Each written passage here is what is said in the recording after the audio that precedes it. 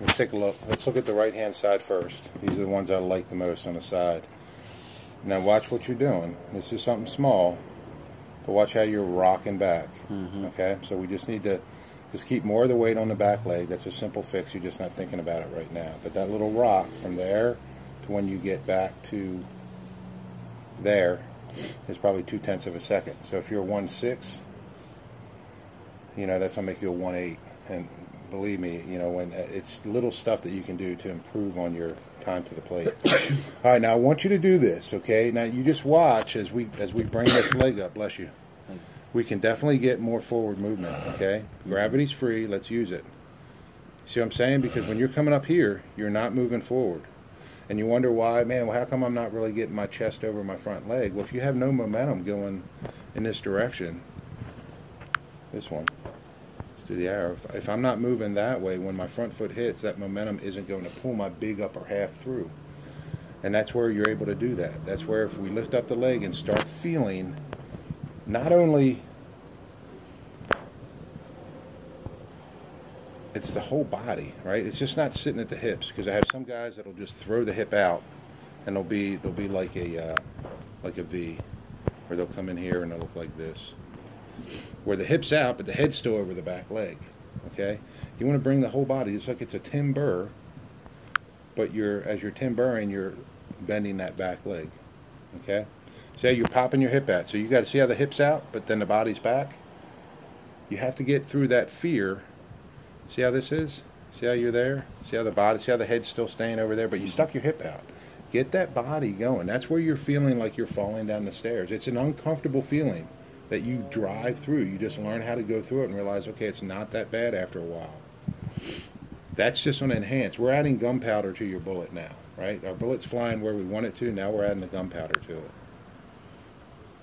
Let's watch the front leg. You really load good with the back leg. Front leg stays closed. And look at your back arm. See how you're taking the elbow back? You're not taking the ball. You're taking the elbow back.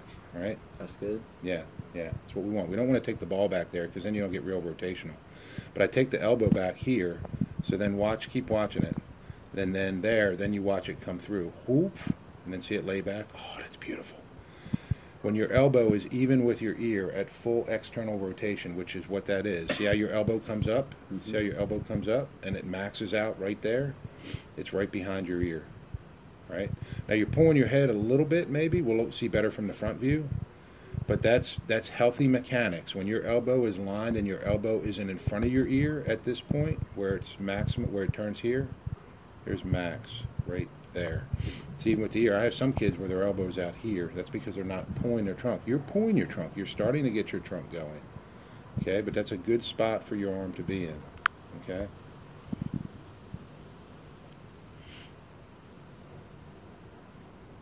I see a little bit of drive there. Your knee's turning down. Once your knee turns down, it's hard for us to drive.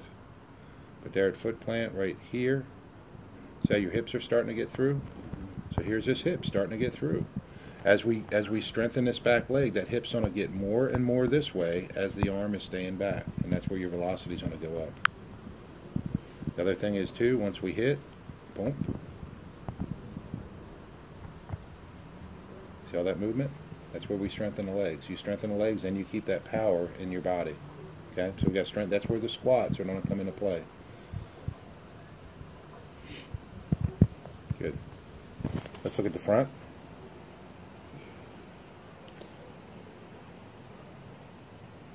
So you have that little leg snap front.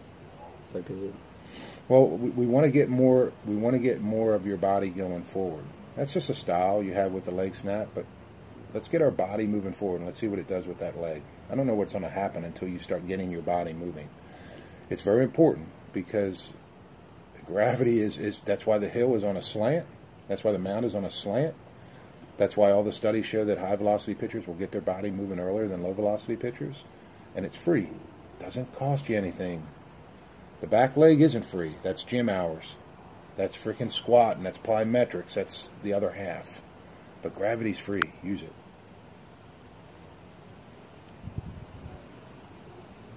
Okay, so there's a little bit. Once the foot plants, once it here, and then the toe settles right there. See how that's pulling out? Okay, so when that pulls out here, that's bringing your arm that was way back there to where we can't see it anymore. That's why we want to delay the front arm from pulling out, because it keeps that hip to shoulder separation going, which is velocity. Okay, that is just you being aware. There's some drills that we can do, but you just being aware that I don't feel that front shoulder come off of the target until my foot lands. You have to think about it now and then pull it. And when's it happening? In fractions of a second, so it's timing. And that's why this film is important. Like, we might spend next time just working out on the front side, and I'll set up the camera in the front, and we'll just watch it till you get that shoulder right on me when you land, and then we know, okay, that's the feeling you want. Okay, so a couple of things, but bro, I'm telling you, you're doing great. You're doing awesome. I'm happy with how it's coming along.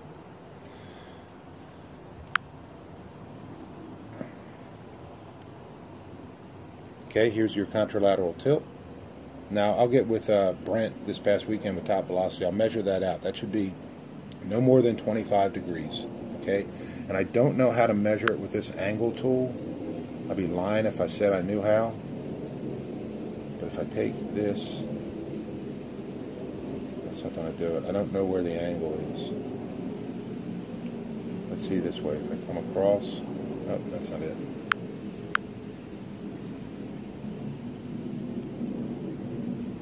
What is it supposed to be angled with? Well, it's 25 degrees, the tilt. So your tilt, I don't know how to measure 25 degrees on this. I don't know where to take one of these on the axis. Does it, you know what I'm saying? And like, I know, okay, there's that, but where does this one go off of? Like, this is your angle, but I know it's off of what? Is it? I know it's not off of the midline of your body. Me? Huh? No, that wouldn't be right looking. It may be. I mean, I don't know. I'll double check. It needs to be a small angle to where your shoulder, that tilt. I'll figure it out. Arm and head, maybe. Oh. Yeah, I'll figure it out and we'll get it. I know it has to be 25 degrees. I just forget how to do it. But you have it. You have it, which is good. If it's excessive, if it's too big, then that means that you're not getting enough out of your lower half and you're pulling this glove down too hard, and when you pull down, your head doesn't look like it's flying out. That's why I'm saying I don't think it's your front side. So if you watch your head, you're here, your head's on it, and it stays there. So you're not pulling out, you know. Sure. I think it's a good 25 degrees, which is why we love that, is because the knee, or because the elbow is above the shoulder, and we know that's a healthy slot to be in. Because what you're doing is you're distributing all that force from your body, and you're taking it away from that elbow, and you're distributing it all through here, because you're pulling your chest through. And when I pull my chest through and my arms above my shoulder like that, that's a healthy spot to be in. So it looks good, bud.